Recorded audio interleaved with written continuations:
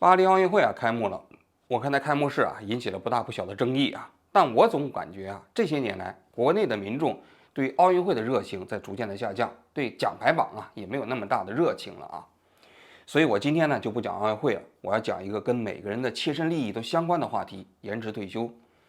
上个星期在北京召开了20届三中全会24届三中全会闭幕之后的7月21号，这整个三中全会的决定稿就向全社会公布了。在这个决定稿里头有一段话是这么说的，说按照自愿弹性的原则，积极推进渐进式的延迟退休，也就是说法定退休的年龄要逐渐推迟。这段话一出来之后一时激起千层浪我当时有一个什么感觉，我就说再宏大的叙事也抵不住对自己个人利益的关心。就在这个决定稿公布的第二天，有一个公众号叫做监管之声，他写了一篇文章，他说90后以后在退休的时候全部改成65岁退休那很多90后一听就破防了。现在好多人在转发延迟退休的消息，说干到65岁太痛苦了，过个60大寿还要跟公司请假，62岁上班忘带助听器，你还得要被30岁的老板阴阳。其实不是这样的，亲，你误会了哦。延迟退休只是说大家65岁才能领到退休金，并不是说你到了65岁还能有工作哦。这个90到95这个年龄段出生的人其实是很多的，甚至就是90年、91年的时候出生的人是比咱们80后还要多的。这意味着什么呢？就意味着说这个年龄段的人在工作上是很卷的。我觉得想要能挺到65岁还不失业的，可能就只有公务员了。他说65岁退休，我还不一定能活到65岁呢。就现在这个不仅仅吃地沟油，还喝煤油，那空气雾霾又那么严重，然后呢，这996能活到65吗？如果我活到65岁半的话，你让我65岁退休，我还交这个社保干嘛呀？咱们90后上最久的班，熬最晚的夜，等来的是最晚的退休。我瞬间不得不好好的思考一下了，我的社保要不要继续缴纳呢？那很多90后就集体在那吐槽，一下子就吐槽到了微博的热搜。那你想想，20届三中全会公布之后，按道理来讲，应该是祖国各界人民都欢欣鼓舞迎接最高指示结果很多人吐槽，那怎么办？要我说，这些90后他们就没有意识到，人家这个20届三中全会制定这个延迟退休的原则是根据这个最高领袖他们自己的情况制定的。为什么呢？你想想，什么叫做按照自愿弹性的原则退休？那意思就是说，我想干到什么时候就干到什么时候，我能干到什么时候我就干到什么时候，实在不行我们把宪法改了。所以这个国家主席共产党的主书记就采取自愿弹性的原则延迟退休，法定退休年龄不存在的，是吧？我一直干到死为止。你看这就体现出思想境界的不同了。有些人天天想着早点退休，是吧？60大寿还说要请假，他就不愿意了。但是你看有些人，人家一直为党和人民、为这个国家鞠躬尽瘁，死而后已让他退都不退一直要干到死你不让他干都不行，拉都拉不住人家要把宪法都修改了，还要坚持要让自己一直干到死。你看看为什么你们都干不了这国家主席的工作，就是因为你们的思想境界不行，你老想着提前退休。你看人家为什么能干国家主席呢？人家就天天想着鞠躬尽瘁，人家天天想着死而后已，不干到最后一刻，人家就不罢休。所以你看到了吗？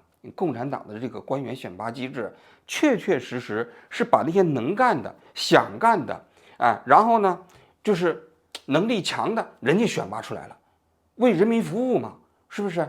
所以你看，现在90后这个思想意识明显跟不上党的20届三中全会的这样的一个政策主张了但是毕竟这些90后吐槽这个20届三中全会的决议，那不是一件好事是吧？所以呢，那马上这个热搜就给撤下去了。紧接着，这官媒就开始发动了，是吧？说这个理解错误，这个监管之声一查，他这个注册号呢是一个个人的号最早叫什么市场监管之声，现在改名叫监管之声，给人感觉好像是一个权威机构，不是。第二，这个说90后到65岁才能退休，这个没有官方依据他这个整个的东西都是自己猜测的。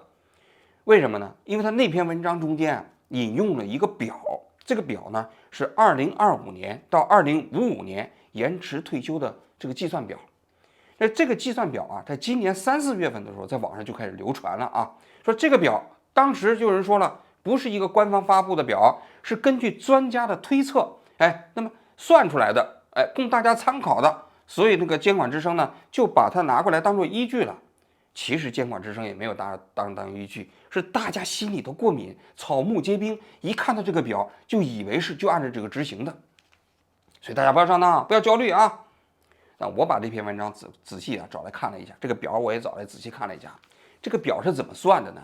这个表啊，是从2025年开始进行改革，一直到2055年，30年的时间完成延迟退休嘛。那么呢，每一年它延迟2个月，男性啊每年推迟2个月，女性呢是推迟4个月。因为大家都知道，中国女性的退休年龄比较早嘛，那普通的女职工到50岁就退休了，女干部也就是55岁嘛。所以呢，这个中间双方的这个延迟退休的时间差啊，用每年2个月的时间给它拉平，这样到了2055年的时候，男女共同退休的年龄就同时推迟到了65岁。那这么一算，倒着算的话，那你90后你正好到2055年退休嘛。所以所有的90后啊，到2025年退休的时候，你就通通享受到65岁退休的这样的一个福利了啊。那么这个表到底有没有道理呢？说句心里话，它虽然不是官方公布的，但在我看来啊，其实它也大差不差。如果你要实行所谓的这个延迟退休，基本上也就是这个眉目。而且在我看来，它跟前几年人社部公布的方案相比啊，其实啊相对来说还温和一些。我这里头给大家介绍一个背景啊，其实延迟退休这件事情可不是今年讲的啊。其实早在2017年的时候，人社部就制定了一版延迟退休的方案。这个延迟退休的方案原计划是在2017年公布，在全社会公布，征求意见稿。结果呢，由于种种原因没有公布啊。但是呢，那个延迟退休的方案，大家通过当时人社部的部长，也包括官员接受媒体的采访的时候，你可以听到一些端倪。当时人社部的部长不是尹卫民吗？他在接受采访的时候，其实他讲到的就是每一年延迟退休的时间是3个月。那你这么一看，这个表上延迟退休它是2个月呢。所以实际上这个表虽然不是官方公布的，但其实跟官方公布的数字大差不差。因为当年推动延迟退休的时候，大概有3个方案。第一个方案就是延迟退休1年4个月，第二个方案1年3个月，第三个方案1年2个月。所以现在这个1年2个月的方案啊，跟当年1年延迟3个月的方案是大差不差的。但关键是当年是计划从2020年开始啊，但现在实际上是准备2025年开始。所以我觉得这个监管之声的里头引用的这个表虽然不是官方公布的，但是在我看来，大概在2025年、2055年、2050年左右，中国把退休年龄延迟到65岁，这应该是一个大概率事件，不太可能啊，在这个基础上有非常大的变化。为什么这么讲？很简单，就是因为中国的社保基金呢已经快要破产了。如果不延迟退休的话，它就马上就要破产了。它必须通过延迟退休的方式啊，来挽救整个的社保体系。这延迟退休啊，说的真好听，直接叫延迟发放养老金多清楚。是说的难听点儿，就是债务人在单方面宣布债务延期。为什么这么讲呢？我们来分析啊，因为我们过去曾经做过一期节目，就讲过中国的社保体系啊，就是当时中国社科院有一个郑炳文的团队，他们做过一个精算。这个精算呢，就是中国的社保基金呢，到2035年的时候，所有的社保基金就要消耗殆尽，因为现在每年还有结余嘛，因为你抚养比比较高嘛，对不对？那么到2028年的时候是一个峰值，它计算的峰值呢，就是我们的社保基金的积累账户里头最多的钱就是7个亿，然后呢就开始逐年下降，一直到2035年的时候彻底耗光，那么就开始进入到这个不断的赤字时代嘛，是吧？你就得从财政补贴往里搞嘛。事实上，现在的财政补贴每年也在补啊。那么它的计算到2050年左右的时候呢，中国的老龄化到一个高峰啊。那么抚养比大概是1.2比1。那个时候如果没有延迟退休的话，一年的养老金的赤字大概在11万亿。那么总的养老金的赤字，也就是从现在开始到2055年左右啊，养老金的总的赤字呢是85万亿这样一个水平。那你想想，那这是一个天文数字啊。那这个数字，如果你要是没有一个改变的话，那养老金必须破产，不可能不破产，对吧？我们过去的节目里头讲了，你要么呢是延迟退休，要么呢你就减少这个所谓的支付的水平嘛，就这两条路嘛，否则你怎么办呢？对吧？所以中国的养老金的账户啊，现在要想解决它的破产问题，这个问题已经迫在眉睫了。这里我们还要补充一下，为什么2017年的时候啊，就是人社部制定的一个方案没有公布？我猜有2个原因。这2个原因呢，第一个原因啊，就是这几年呢，就是去产能化所导致的这种职工的分流，这个压力还是蛮大的。因为你去产能化，你要把一些劳动密集型产业，你要把它消除掉。你消除掉以后，你要制造大量的失业人口。你失业人口制造了以后，这些人本身就没有工作，你同时又要让他们延迟退休，那你想想，这些人有可能成为社会不稳定因素啊。你到了60岁了，您给他发退休金了，他也不闹事儿了。如果你到了60岁，到了65岁，他还没有领退休金，那这就变成了一个极大的社会隐患。这是一个非常重要的原因啊，我个人觉得啊。另外一个原因呢，就是延迟退休这项改革啊，涉及到的方方面面的利益特别大。你在中国触动利益的改革，比触动人的灵魂还要难嘛？这温家宝总理讲的一句话，对吧？那你这个延迟退休所遭遇的阻力，那你也不要考虑啊。所以2017年的那一版延迟退休的方案压根儿就没有公布，所以就必须压到了这一次“十四五”规划的时候。但是到了“十四五”规划的时候，必须要公布了，而且也必须要实施了。再不实施的话，真的要破产了。那么，如果要是实行延迟退休，对整个中国的社保体系所带来的财富效应是什么样的呢？有些人说，其实整个延迟退休跟这个社保基金的破产没有太大的关系。因为什么呢？因为你延迟退休每年所增加的这样的一个社保收入是40亿，减少的支出是160亿，一年才200亿啊！200亿你其实可以忽略不计啊，但是他没有考虑到整个这未来30年的乘数效应。那我们计算了一下，假定实行延迟退休的话啊，到了2055年，那么中国的抚养比，我们刚才讲到了是1.2比1吗？那么现在不是1.2比1了，那就一下子变成了1.6比1。那么你的领退休金的人数大概从2.8亿一下减少到了2.1亿。那么你当年的财政赤字的总数，就是2055年财政赤字的总数，那么从11.27万亿就大概降到了1到2万亿的水平。那么整个这未来30年的财政赤字的总数从86万亿就减到了什么呢？减到了15万亿左右。那你想想，这个延迟退休的效应，那确确实实对于缓解整个社保基金的破产，那这个效应应该说是立竿见影的。所以在我看来，就是延迟退休对于缓解中国的社保破产，那应该说效应是非常之大的，而且已经迫在眉睫了，必须要改。那在我看来啊，延迟退休啊，在中国还是有一定的合理性的，因为我们知道啊，中国女性职工啊，退休年龄只有50岁，女干部呢55岁啊。那你想想，女性的预期寿命都到80了，你退休之后要领30年的退休金，而且中国规定啊，你社保只要缴纳15年，你就可以领退休金了。你缴纳15年，你最后领30年的退休金，那你全世界有哪一个社保机构可以完成这样的一种所谓的这种退休替代啊？不太可能，对吧？因为你社保本质上来讲是一种延迟支付，就是你自己的钱，你延迟支付到退休的时候，你才开始领取嘛，这就是社保基金的本质嘛。那这前提就是说，你在工作期间要缴纳足额的社保金，才能保证你退休之后啊能够领到退休金。但是中国整个过去我们讲到了，没有精算体系，基本上是一拍脑袋开始搞的。我举个例子，我们的社保基金呢，当时算的时候呢，有一个除数，这除数是139个月，也就是说你自己缴纳的社保基金社保数字啊，加上社会平均工资放到你的账户里，那么账户里头你每个月能领多少钱呢？就是除以139个月，139个月实际上你的是余生寿命的平均数。但是现在有数据显示啊，其实中国现在由于寿命的增长，平均领取社保资金的这个年数已经到了210个月。你210个月的平均领取数，你现在除数是139个月，那你不是净亏损吗？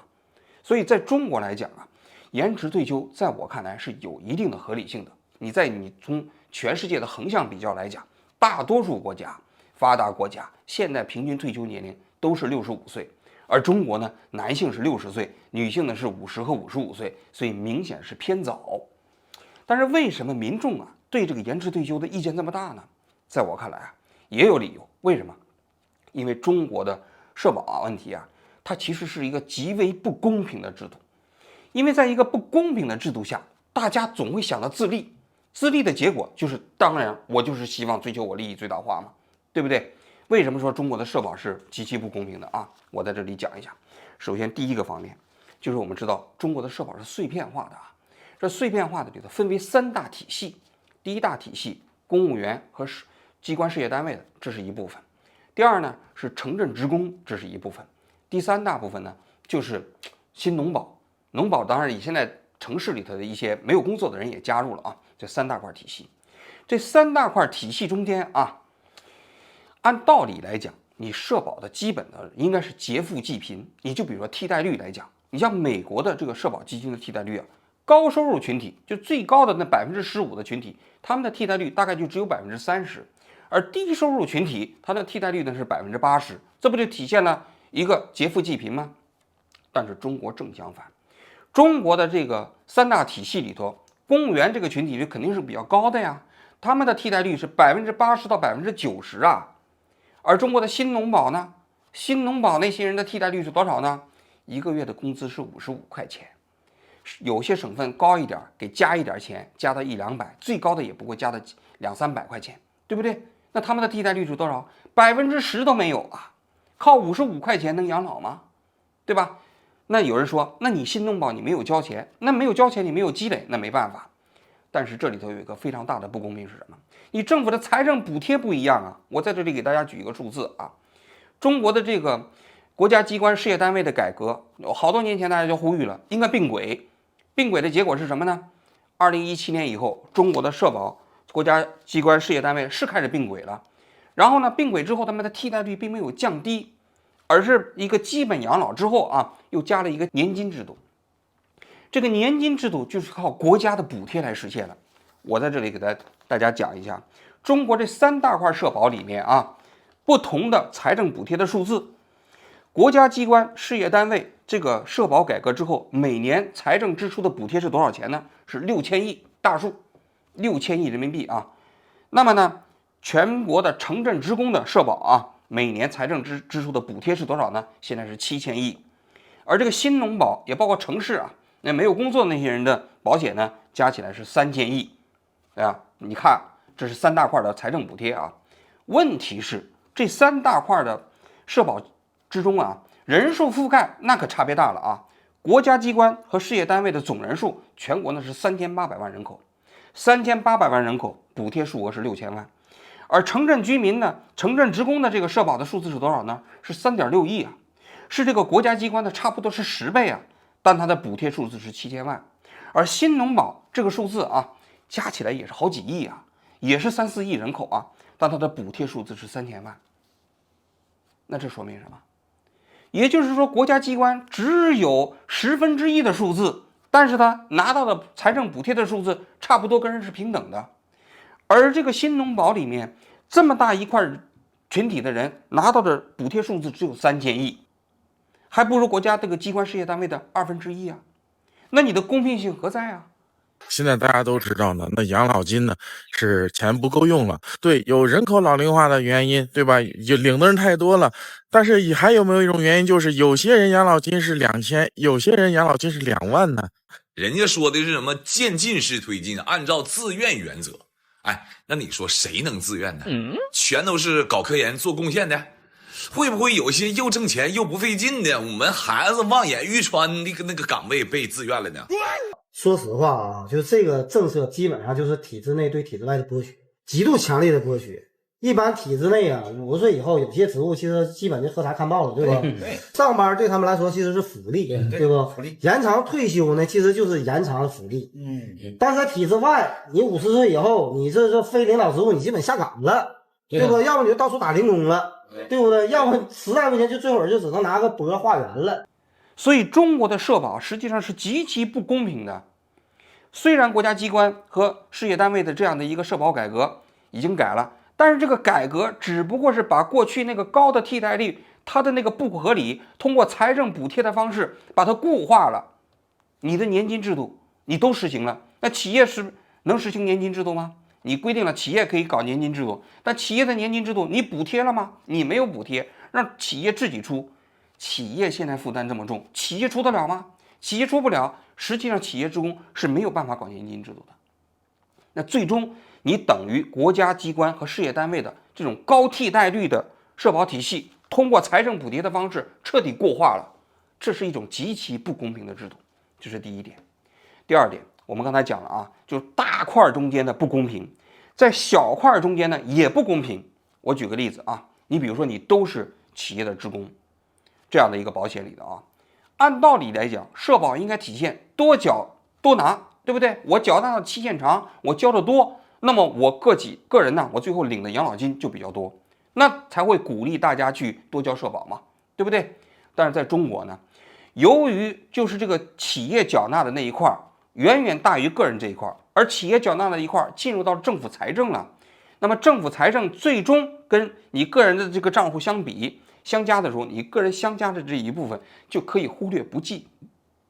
我举个例子，你比如说一个人缴纳了15年的社保和一个人缴纳了30年的社保，那么他们两个的退休的时候，他们领到的退休金大概只相差10%。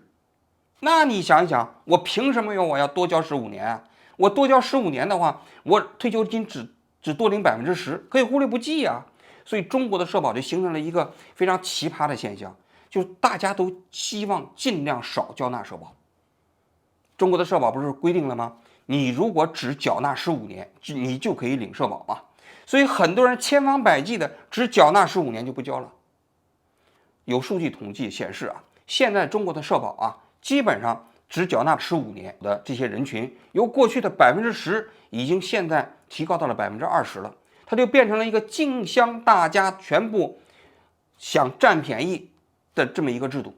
那这个制度最后靠什么呢？要靠财政来兜底，是吧？如果你财政要是破产了，整个社保就破产了。但是我们讲社保的本质是什么？社保的本质就是在政府的财政之外构建一个社会安全体系，也就是说哪一天共产党政府垮台了，我们的退休金不至于没有。那么假如说你这个社保体系完全靠政府的财政兜底，那么共产党垮台了，所有人都领不到退休金了，那么岂不是共产党把自己的政权跟每个人的养老绑架在一起了吗？那跟过去那些国家给你支付退休金还有什么区别呢？是吧？所以是这第二个方面。第三个方面，我们的社保由于缺乏这样的一个就是精算体系，它也没有体现出代际的公平性。因为我们中国的社保体系啊是现付现支制，也就是这一代人交纳的养老金来养活上一代人，这实际上你的养老金账户里的钱全是空账运转的。但是你这样的一个现付现支制，对你的人口结构就有非常大的要求。也就是说，你的人口结构基本上是一个平稳的，每个代际出生的人口的数量大差不差。但是大家都知道，中国由于计划生育，到现在人口政策开放了之后啊，大家也不生了。我们现在的出生率是多少的呢？出生率按照官方公布的数据已经下降到了1。去年整个这个新出生的人口呢，大概就只有900万，大数啊。今年是龙年，据说可能会稍微多一点，但是2025年也会断崖式下跌。现在可以预测，到2050年左右，中国的新生儿出生人口啊，大概一年就是500万。但是你每年要养多少人呢？你要养的人数可就多了去了啊！2016年以前，中国每年的出生人口都在1600万以上。那你想想，你到时候出生的是900万或者是500万的人口，你要养1600万的那个代际人口，代际的公平性何在呀？没有人计算这些事情啊！大家都知道，美国和加拿大的体系啊，当时他们在计算的时候，为了体现代际公平性，他就规定了一个刚性的费率，这个费率未来100年都不会变。为什么？就是我不管你将来你怎么着，我们每一代人承担的这个社保的数量就是这么多，否则的话，那你想想，如果你没有钱了，你一直延迟退休，65岁不行，不够了，你就延迟到68岁，68岁不行，你就延迟到80岁，反正将来你最后你80岁活到之后领个1年退休金你就死了，反正这个社保就不会破产，对不对？但是你没有代际公平性啊，凭什么你们那一代的时候你就可以50岁退休，60岁就可以领退休金，我们这一代的时候我们要干到80岁呢？所以没有代际公平性也是中国社保过程中间的最大的问题之一。一共这3大问题，最后导致什么？导致中国的社保体系是毫无公平性可言。整个中国的社保体系就是靠一个财政兜底的跟政府的财政制度本身绑架在一起的这样的一个退休体系。这个退休体系是个雷呀。虽然说他通过这次的延迟退休我个人觉得这次延迟退休是一定要搞的通过这次的延迟退休，可以把2050年之前的财政危机暂时缓解一下。但是2070年呢？2080年呢？怎么办？还继续通过延迟退休的方式吗？在我看来，如果没有一个公平的社保体系，中国的社保体系破产是早早晚晚的事情。什么叫一个公平的社保体系？在我看来，就是你首先要构建一个公平的全社会的一个基本保障的这个基本保障的体系，你的财政补贴如果要补贴的话，应该是公平的。你不管你是新农保，还是一个城市职工的，还是一个国家机关的，是个普惠制的，但它是个基本保险，这个要体现财政的共济性。然后在这个基础之上，你搞年金，那我们就不管了，你要体现多缴多得的这样的一个原则。如果不构建这样一个社保体系的话，那中国的社保体系一定是大家都想竞相逃费，谁也不愿意付出，净想占便宜的这样一个体制。但这样的体制能够维系吗？在我看来，前景不乐观。所以在我看来，延迟退休这个话题我的观点是：第一，肯定延迟，大家不要想在“14五”的时候一定要推出，不推出就破产。第二，这个推出的体系大家也不要太担心。我的猜测是可能会首先从女性职工下手，先把50岁拉平到60岁，用10年左右的时间，然后在2035年之后，再逐渐的把男性职工的这样的一个退休年龄推迟到用20年的时间推迟到这个65岁退休。但是这些都是扬汤止沸不是釜底抽薪的。真正釜底抽薪的制度性改革，现在至少我们现在还没有看出端倪。好，我今天就讲到这里，谢谢大家。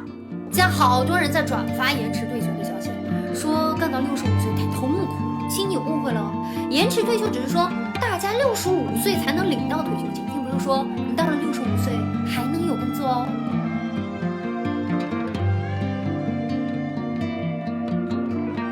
这延迟退休说的真好听，直接叫延迟发放养老金，多轻松。是说的难听点，就是债务人在单方面宣布债务延期。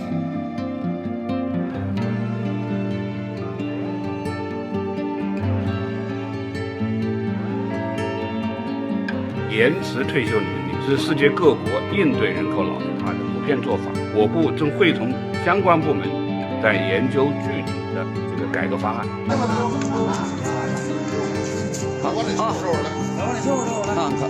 往哪坐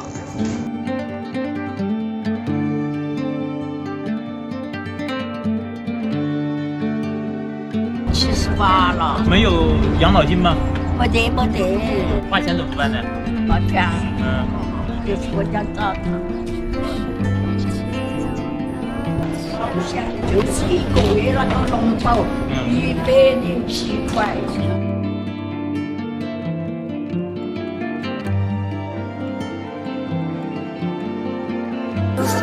我2月8回来，我2月8不好回来，学姐，你为什么？为什么要跟我差评？为什么要跟我差评？